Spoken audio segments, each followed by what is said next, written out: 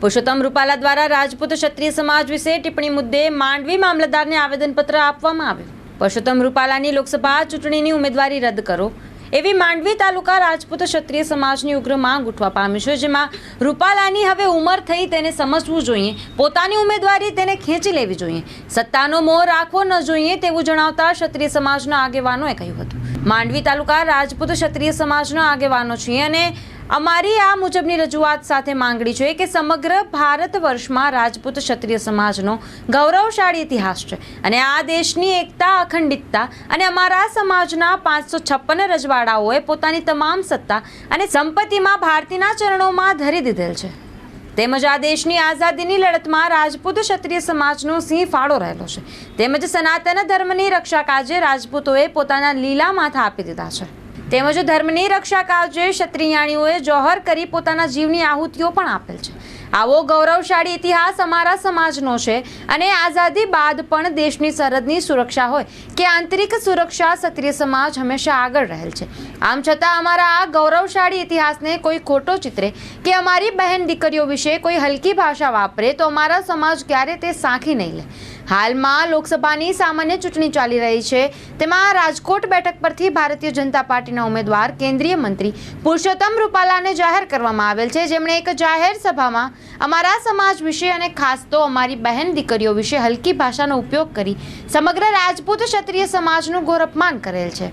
તેમજ આ સભામાં આદર્શ આચાર સંહિતાનો ભંગ કરેલ છે, જેના કારણે સમગ્ર ભારતના રાજપૂત ક્ષત્રિય સમાજમાં રોષ ફેલાયો છે, જેથી આ કેન્દ્રીય મંત્રી અને રાજકોટ લોકસભાના ભાજપના ઉમેદવાર રૂપાલા સામે કાયદેસરની કાર્યવાહી કરવામાં આવે અને તેની લોકસભાની ટિકિટ રદ કરવામાં આવે તેવી અમારી માંગણી છે। અને જો પુરુષોત્તમ રૂપાલા સામે કોઈ કાર્યવાહી નહીં કરવામાં આવે તો રાજપૂત ક્ષત્રિય સમાજ દ્વારા આગળ જતા ઉગ્ર આંદોલન ચલાવવામાં આવશે, જેમાં અરવિંદસિંહ જાડેજા, સામંતસિંહ સોઢા, પ્રદ્યુમનસિંહ જાડેજા, સમીરસિંહ જાડેજા, દશરથસિંહ જાડેજા, અરવિંદસિંહ જાડેજા, ફરાદી સહિતના માંડવી શહેર અને તાલુકાભરના ક્ષત્રિય રાજપૂત સમાજના આગેવાનો મોટી સંખ્યામાં પ્રથમ રાજપૂત સમાજવાળી એકઠા થયા હતા અને ત્યાં રૂપાલાની ટિકિટ રદ કેમ થાય તે વિશેની રણનીતિ તૈયાર કરી હતી અને ત્યારબાદ માંડવી મામલતદારને મોટી સંખ્યામાં આવેદનપત્ર આપી અને રૂપાલા વિરુદ્ધ કડક કાર્યવાહી કરવાની માંગ કરી હતી।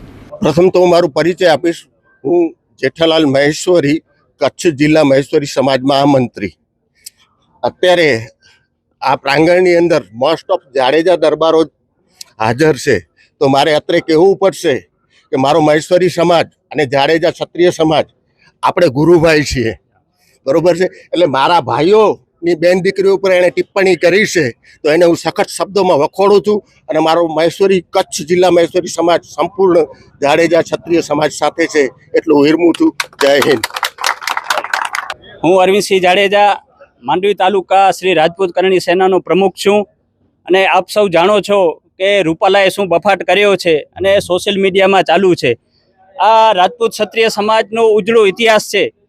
અમારી મા બહેન દીકરીઓએ જોહર કર્યા છે અને જે જુવાનો છે જે તે વખતે સાકા કર્યા છે અને જ્યારે અમારા 562 રજવાડા આ દેશની એકતા અને અખંડિતતા માટે જ્યારે અર્પણ કર્યા છે ત્યારે આ રાષ્ટ્ર એક બન્યો છે।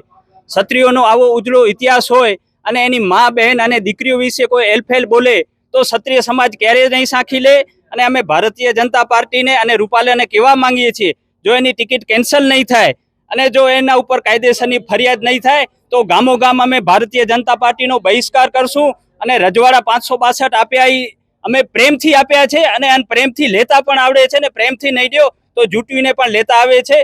લોકશાહીમાં અમે અત્યાર સુધી કાયદાને માન આપ્યો છે, પણ જો જરૂર પડી તો તલવારો પણ ઉપાડીને આવશે અને રાજપૂત ક્ષત્રિય સમાજની જ્યારે તલવારો બહાર નહીં નીકળશે ત્યારે મેન નહીં થાય।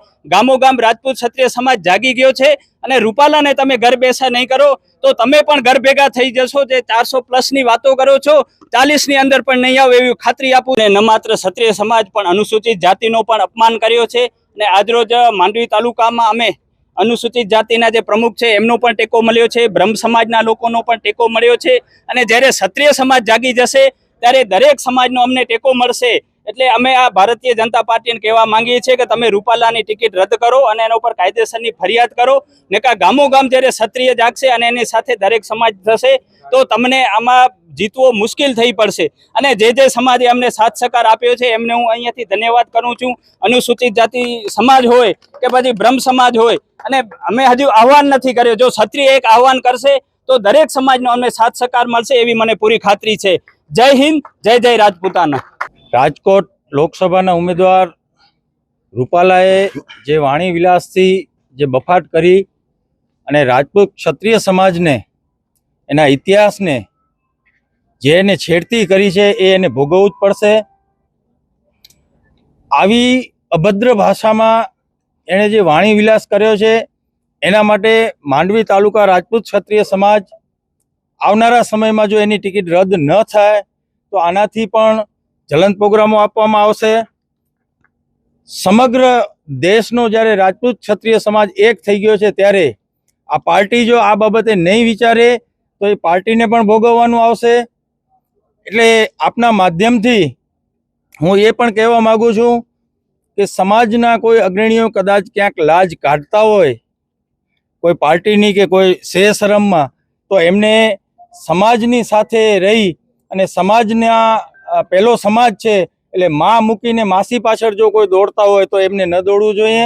અને આ જે બોલ્યા છે, વાણી વિલાસ જે કર્યો છે એ જો આપણે નબળા પડશો ક્યાંક ને ક્યાંક તો પણ આપણા સમાજના યુવા પેઢીને આ ભોગવવાનો વારો આવશે. તો આ સમયે હું ચોક્કસ ભાવનગર સ્ટેટનો પણ ખૂબ ખૂબ આભાર માનીશ કે એમનું ગઈકાલનું નિવેદન જે સમાજ પ્રત્યેનું છે એ ઘણું સારું છે. અને એવી જ રીતે એમને બીજા સ્ટેટોને પણ આવા આપણા નિવેદન આપવા માટે હું વિનંતી કરું છું. એની સાથે સાથે આપ મીડિયાના અને મારા સમાજના દરેક જિલ્લાના અગ્રણીઓને પણ એક વિનંતી કરું છું કે બધી જ સીટો ઉપર જે સાંસદના ઉમેદવારો છે એમનો પણ એક બાઇટ લેવો અને પૂછો કે ભાઈ આ બાબતે તમે શું કહેવા માંગો છો. એટલે આગળ એ પણ ખબર પડે કે હજી આમની વિચારસરણી શું છે અને એ અમારા સમાજ પ્રત્યે શું વિચારી રહ્યા છે. એટલે દરેક સીટના ઉમેદવારનું એક બાઇટ લે. બધા જ ન્યૂઝવાળા જે આપણી ગુજરાતની અંદર ચાલુ છે એવા એમને પણ હું વિનંતી કરું છું એક બાઇટ લઈ અને એ પણ પ્રજા સમક્ષ મૂકે. જય હિન્દ, જય ભારત. લોકસભાની ચૂંટણી ઉપર જલંત અસર પડશે જ. સમાજ એક થઈ ગયો છે. આપ દરેક જિલ્લાઓના પ્રોગ્રામ જોઈ રહ્યા છો. આવતીકાલે અમારો કચ્છ જિલ્લાનો પણ પ્રોગ્રામ છે. આજે તાલુકા લેવલનો છે. આનાથી પહેલા સુરેન્દ્રનગર, રાજકોટ, જામનગરમાં પણ પ્રોગ્રામો થઈ ચૂક્યા છે. એના આપ શ્રી બધાએ વિડીયો જોયેલા છે. એટલે આ જો પાર્ટી એનો નિર્ણય નહીં ફેરવે અને આની ટિકિટ કેન્સલ કરવામાં નહીં આવે તો ચોક્કસપણે ભારતીય જનતા પાર્ટીને આનો ભોગ બનવું પડશે ને બનવું પડશે. મારું નામ સામતસિંહ ખાનજી સોઢા. હું મૂળ ગામ લંડણાનો અને રહેવાસી માંડવીનો. છેલ્લા 40 વર્ષથી માંડવીમાં મારી પોતાની પ્રાઇવેટ પેથોલોજી લેબ અને બ્લડ બેંક ચલાવું છું. સાથે સાથે સમાજના એક નાના કાર્યકર તરીકે વર્ષોથી, જ્યારથી હું સમજણો થયો અને માંડવીમાં આવ્યો ત્યારથી સમાજ સાથે જોડાયેલો છું અને સમાજના નાના મોટા કામ પણ કરી રહ્યો છું.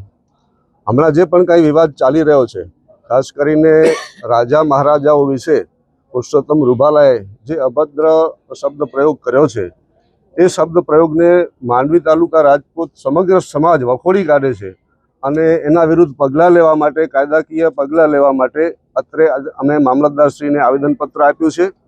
વિશેષમાં ભારતીય જનતા પાર્ટીને પણ અમે એક સૂચન કરીએ છીએ કે આ જે પણ કંઈ પ્રસંગ બન્યો છે તો એ પ્રસંગ બનાવનાર પુરુષોત્તમ રૂપાલાને જે ટિકિટ આપી છે એ ટિકિટ રદ કરવામાં આવે અને હવે એમને ઘરે આરામ ફરમાવે એવું એને જણાવવામાં આવે. કારણ કે ઉંમરનો તકાજો છે, ઉંમર થઈ છે અને આપણી એક જૂની કહેવત છે કે 60 બુદ્ધિ નાશે. એટલે 60 વર્ષ પછી આવા કોઈ જાહેર પ્રોગ્રામોમાં વૃદ્ધ વ્યક્તિએ જવું જોઈએ નહીં.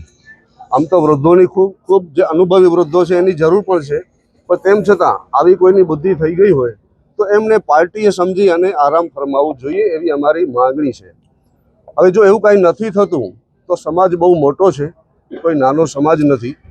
આ તો જે પણ કાંઈ રાજા રજવાડા હતા, ખાસ કરીને 562 રજવાડા, કોઈ પણ એક પણ ક્ષણનો વિલંબ કર્યા વગર સરદાર વલ્લભભાઈ પટેલના સૂચનને માન આપી અને ભારત એકજૂટ થાય, એક સંઘ બળ બને ભારતનું, એના માટે કોઈ પણ અપેક્ષા રાખ્યા વગર એમને એમ ધરી દીધા છે. એવો આ જેને કહેવાય ને ગુણોવાળો સમાજ છે. અને એ સમાજ પ્રત્યે જો કોઈની આવી લાગણી હોય તો સમાજ બિલકુલ સાંખી નહીં લે. અને સોશિયલ મીડિયાનો જ્યારે જમાનો ચાલી રહ્યો છે તો સમાજ પણ ખૂબ જાગૃત છે. આજના યુવાનો પણ જાગૃત છે, ખૂબ વાંચી રહ્યા છે, જોઈ રહ્યા છે કે ક્યાં શું ઘટના બની રહી છે. અને એમને માત્ર માર્ગદર્શનની જરૂર હોય છે કે ભાઈ એમના વડીલો છે, આગેવાનો છે, માર્ગદર્શન આપે એટલે આગામી રણનીતિ નક્કી થાય અને એ પ્રમાણે એની કાર્યવાહી થાય. અમારી આગામી રણનીતિ એ હશે કે અત્યારે અમે માત્ર તાલુકા કક્ષાએ આ કાર્યક્રમ કર્યો છે, આવતીકાલે જિલ્લા કક્ષાએ છે, અને એમાં પણ જો પરિણામ નહીં મળે તો ગામડે ગામડે જઈને આવા કાર્યક્રમો થશે. યુવાનો એના માટે તૈયાર છે. અને કોઈ પણ પાર્ટી હોય કે કોઈ એક વ્યક્તિ માટે આવડા મોટા સમાજને નજરઅંદાજ કરી શકે નહીં, સાઇડલાઇન કરી શકી નહીં. એટલે અમને પણ અપેક્ષા છે, આશા છે કે આના ઉપર અમારી માંગણી ઉપર ચોક્કસ ભારતીય જનતા પાર્ટી વિચારશે, એમની ટિકિટ રદ કરશે અને જે પણ કંઈ અમારી માંગણી છે એ માન્ય રાખશે.